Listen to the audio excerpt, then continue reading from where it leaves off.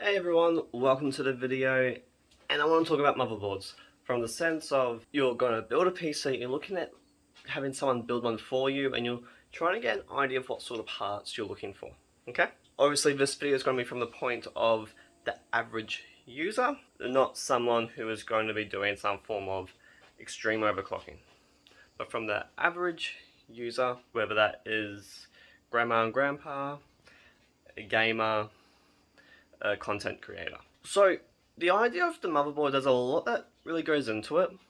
It, one, allows for expandability. Two, it helps with a voltage control, is a general way of putting it. So obviously there's features on a board, so there's like fan headers and USB headers and how many RAM slots, how many M.2 slots. Like, I can go on, I really can. What features you need are an individual thing for you.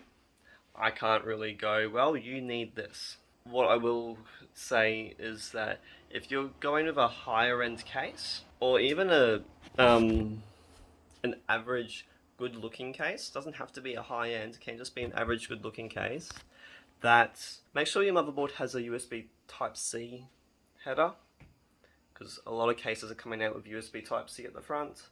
And also, if you're getting a high-end case, like mine being the Lee 11 Dynamic XL, clearly I have no originality in case choices. But my case has 4 USB Type-A ports that are of the 3.0 spec, but my motherboard only has 1 header, allowing up to 2 ports.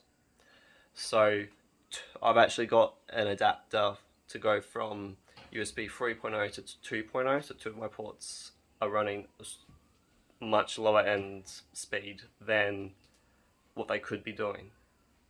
So that's one thing I would say keep in mind. So that's features. Obviously expandability is something to consider. If you're someone that's going to want to stream, you're probably going to be wanting to get a bigger motherboard, something like a full-size ATX over an M-ATX or mini ITX, because there's more PCIe lanes if you're using an internal capture card. But let's talk about picking your motherboard based on what processor you're getting, okay? If you're getting like a Celeron or a Pentium, you can go as low end really as possible, because Celeron and Pentium chips don't require too much power to run. They're basically the bottom of the heap when it comes to CPUs. Now, I say like you can go as low end as you want. That doesn't mean that you have to. Do get something that's quality for the CPU. Obviously, if you go something that's got quality, then it will last you basically a lifetime, as long as you treat it well. If though, let's say you're getting an i3, you probably want to go a little bit, put a little bit more money into your processor. But let's talk about if you're getting an i5. You really want to be getting something that's decent, so that you get all the performance out of your CPU, but so that you're not going to be putting too much power through the VRMs on the motherboard, so that there's enough phases basically to handle what the CPU needs. Okay, same thing goes for an i7, an i9, R7, R9, it doesn't really matter. AMD equivalent, Intel equivalent, it doesn't matter. But if you're going for an i7 or an R7, again, put that little bit more money in. It goes a long way. Same with an i9 or an R9. You want to be going that little bit more. Now, the one thing that you don't really need to go for, no matter what CPU you get, even if you're going like top end mainstream of an i9 12900K or a R9 5950X, is enthusiast level motherboard. Going enthusiast level is saying that one, you have too much money, but two, the performance difference between just a really good high-end board and an enthusiast level motherboard is not tangible. You will not see a difference. Basically, it's just extra features if you want to extreme overclock, or better troubleshoot your PC. Which, if you want to better troubleshoot your PC, that's up to you. But some of these features for better troubleshooting you can find just on a high-end motherboard. So basically, what I'm trying to say is pick your motherboard based on what CPU you're getting.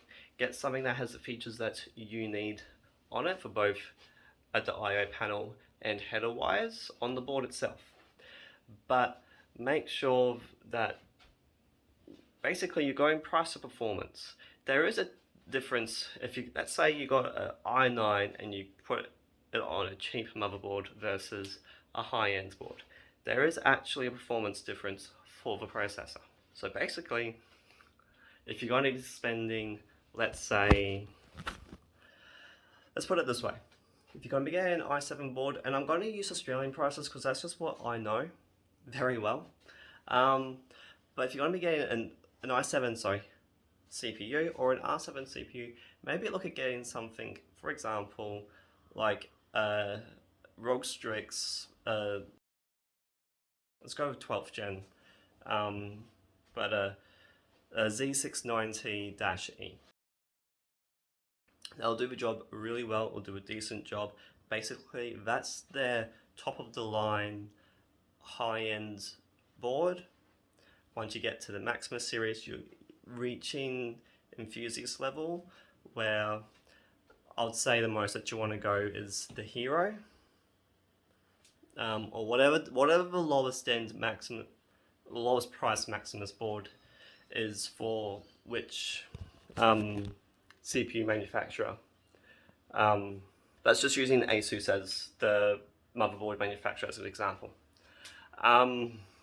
Obviously Gigabyte, MSI, ASRock, EVGA, they all have their own equivalents. But basically, if you're going to get an i7, spend $500 on the motherboard, Australian, $500 to $600. If you want to get an i9, maybe spend $700. There's no point spending thousands of dollars on a motherboard because that will have features that you do not need. Not everyone uses LM2 to cool their system. Anyway, that's it for me from this video. Thank you for watching. Hit that like button and subscribe button down below, and hope you'll watch me in my next video. See ya.